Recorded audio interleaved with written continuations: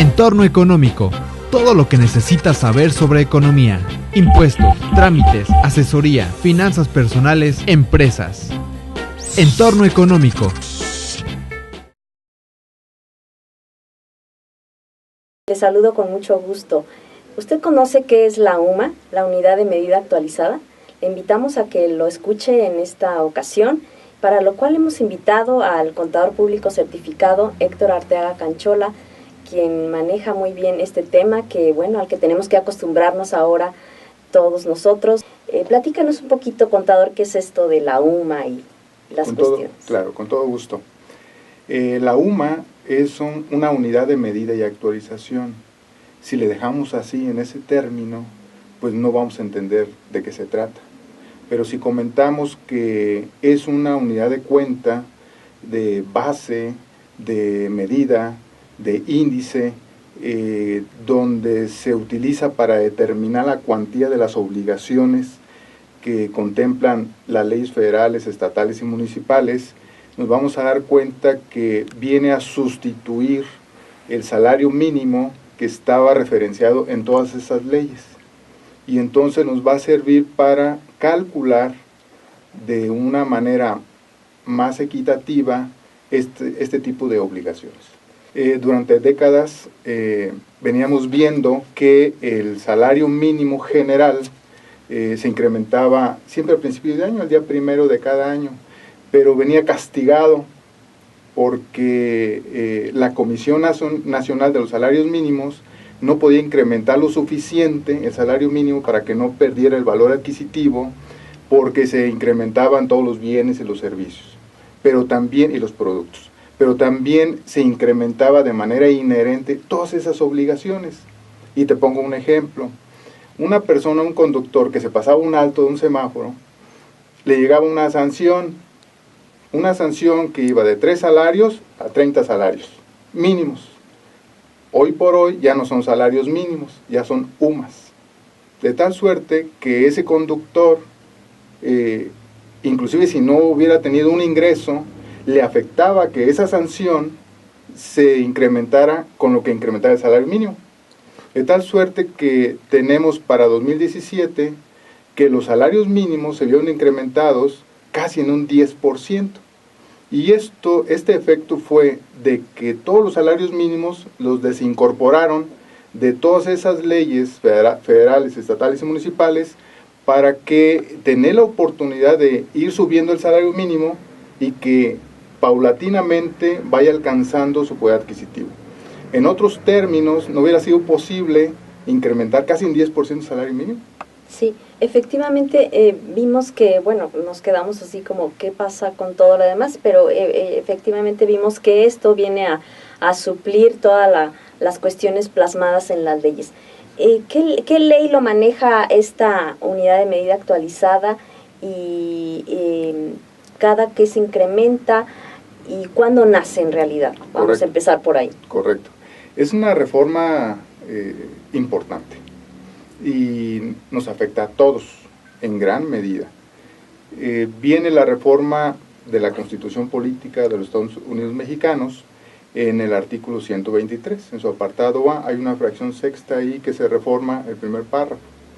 Y también, hablando técnicamente, también el artículo 26 de la Constitución, en su apartado B, se adicionan 2 párrafos, el sexto y el séptimo, para establecer el nacimiento de la unidad de medida y actualización, y también para establecer que el Instituto Nacional de Estadística y Geografía es el organismo responsable de calcular, determinar y de publicar la UMA. Tan es así que para 2017 tenemos una UMA que ya se está aplicando. Y te voy a poner un ejemplo, cuál es la repercusión, varios ejemplos para que podamos entenderlo con mayor precisión.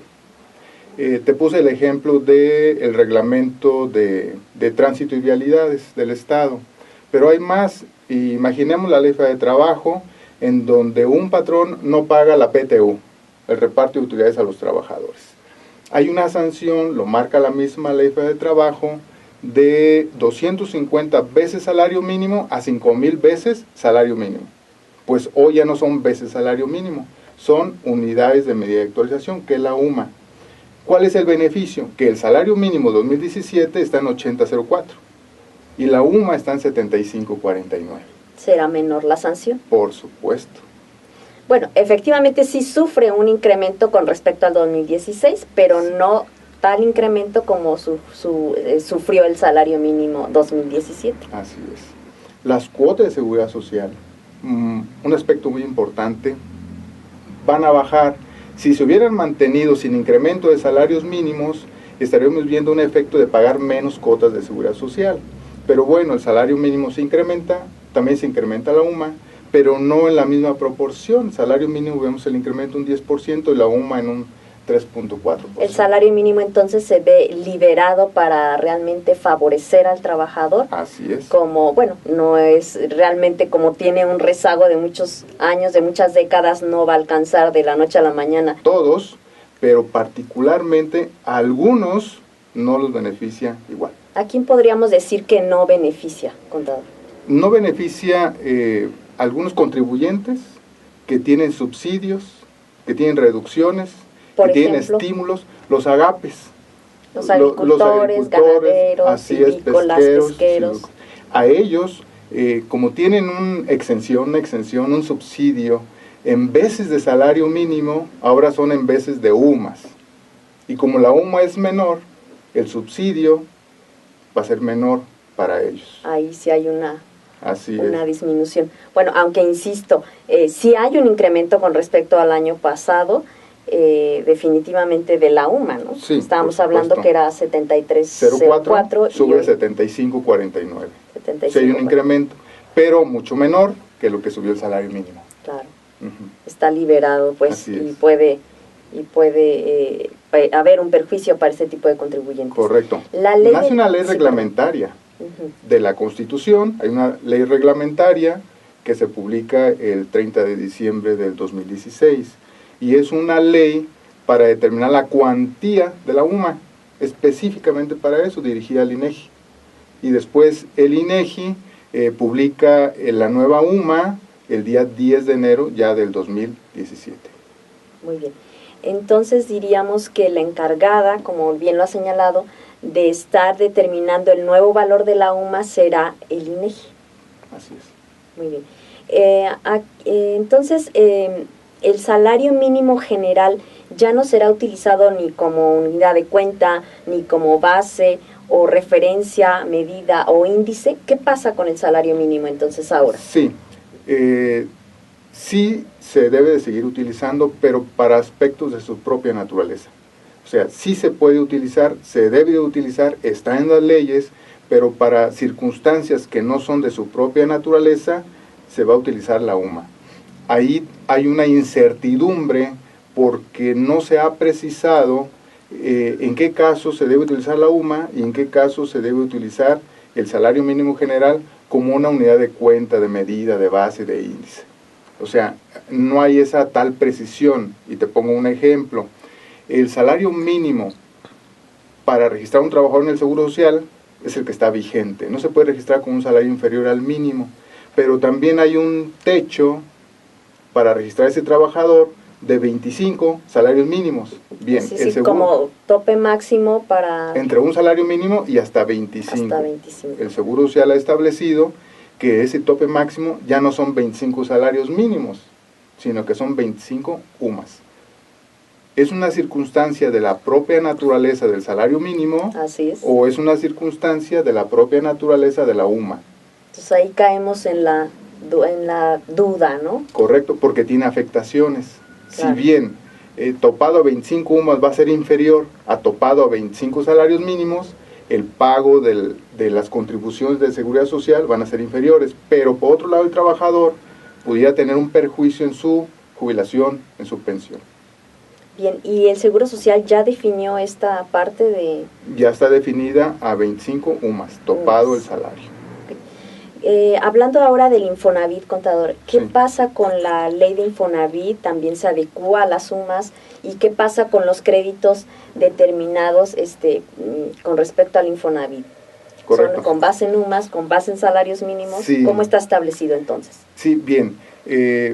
Hay una obligatoriedad desde la Constitución donde el Congreso de la Unión, los congresos locales, que tenemos nada más diputados en los estados, y todos los órganos federales, estatales y municipales tendrán que hacerlo conducente para modificar todas las leyes y los reglamentos que dependan de ellas a efecto de quitar de ahí, desvincular los salarios mínimos y poner la UMA.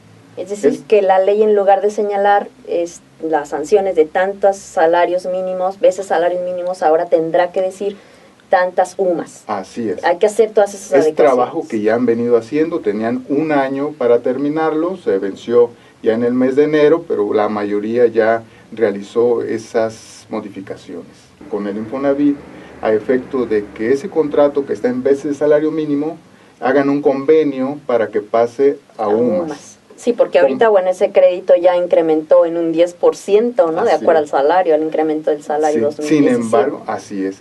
Si no hubiera salido la UMA, hubiera estado así. ¿Cuánto se incrementa tu deuda que tienes con el Infonavit? Un 10%, porque así subió el salario mínimo. Pero el Infonavit se mantuvo en una postura de agradecerse, porque solo incrementó lo que fue la inflación, el 3.36%, considerando que ya había nacido la UMA y que era desproporcional que esos contratos los subieran un 10%. Sin embargo, si se ponen de acuerdo las partes, esos contratos se van a transformar, en lugar de veces de salario, a UMAs, y eso es benéfico para el acreditado. Bueno, yo creo que el acreditado entonces tendrá que poner atención en ese sentido, acercarse al Infonavit para analizar su situación y tratar de tomar este beneficio. Así es. Aquí esa apreciación es muy importante porque tenemos en la actualidad de este mes de enero 2017 un problema. Tenemos un problema porque, si bien es cierto, a partir del 1 de enero de 2017 sube el salario mínimo 80.04, también es cierto que la UMA 73.04 permanece hasta el día último de enero. De tal suerte que el patrón que tiene trabajadores acreditados y que tiene que hacerle un descuento para amortizar su deuda, ¿qué cantidad es la que le está reteniendo? El patrón debe tener cuidado de retenerle lo que debe de ser, porque si le retiene en base a salarios mínimos, le está reteniendo de más. Claro, hay que cuidar esa parte. Hay que cuidar esa parte, es importante porque le podemos estar reteniendo de menos a un trabajador acreditado y después pues se tendrán que hacer los ajustes. Y con la otra, como los recibos de sueldo van timbrados, podemos cometer ahí algunos errores. Hay que tener cuidado entonces, amigos, en esta situación que estamos comentando y también hacer una precisión, contador. El Seguro Social ya actualizó el programa SUA para hacer este tipo de disminuciones en los créditos de los trabajadores. Sí, oportunamente. Ya tenemos todos un nuevo programa, una nueva versión en donde vienen, aparte de estos cambios de la UMA, vienen algunos otros beneficios muy importantes para el cumplimiento de esta obligación. Bien, pues ya lo escuchó, ustedes que elaboran nómina, todos aquellos que están metidos con esta obligación, que tenga cuidado en actualizar y hacer de manera correcta su nómina de enero y después a partir de febrero. Así es. ¿Alguna otra cosa que quieras agregar? Sí, poner especial atención cuando se pagan regularmente, son premios de puntualidad, premios de asistencia, que lo encontramos en el artículo 27 de la Ley de Seguro Social, en su fracción 7, pero hay una fracción sexta que es la canasta básica, los vales de despensa, en donde al momento de determinar el salario base de integración para cotizar seguro social, regularmente está un 40% del salario mínimo del DF, así establece la fracción sexta. Creo que aquí viene a modificarse, porque si el patrón le está dando una prestación de canasta básica a un trabajador topado a un 40% de veces de salario mínimo del DF, ahora tendrán que ser 40% de UMAS. Y si le da la misma cantidad, tener cuidado, porque tratándose de esta prestación de canasta básica, una parte no integra para el salario y la otra parte integraría para el salario, porque ya las bases son diferentes. Claro. En cuestión del 10% de premio de puntualidad de asistencia, ahí no habría problema en determinar si va en veces de salario mínimo o en UMAS, porque establece esa fracción 7 del 27 de la Ley de Seguro Social, que va a ser el 10% sobre el salario base de cotización de ese trabajador. Ahí no nos queda ninguna duda. Muy bien. ¿Y qué pasa con la exención del aguinaldo, prima vacacional, indemnizaciones, todo este tipo de cosas que maneja la ley del impuesto sobre la renta? Tener cuidado ahí también, porque si bien es cierto estos cambios de la UMA, hay que determinar cuáles son de su propia naturaleza del salario mínimo general y cuáles no son de esa propia naturaleza, que es donde se cambia lo de la UMA, como la prima de antigüedad. La prima de antigüedad, cuando se le va a dar al trabajador porque se rompe la relación laboral, que son 12 días por cada año de servicio prestado, esta prestación por ese rompimiento está topada a 2 salarios mínimos. Entonces desconocemos si en esta prestación va a estar topado a 2 salarios mínimos generales o va a estar topado a dos sumas. Y el resultado es diferente. Claro, totalmente. A través de los medios electrónicos le invitamos a que conozca más de estos temas. Esperamos que haya sido benéfico para usted. Este es un asunto importante para el público en general y todos aquellos que tienen que pagar sanciones, créditos, etcétera, como ya lo escuchó.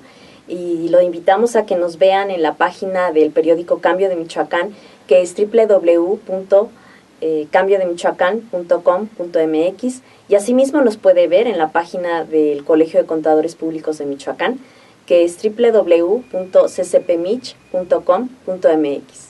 Muchas gracias.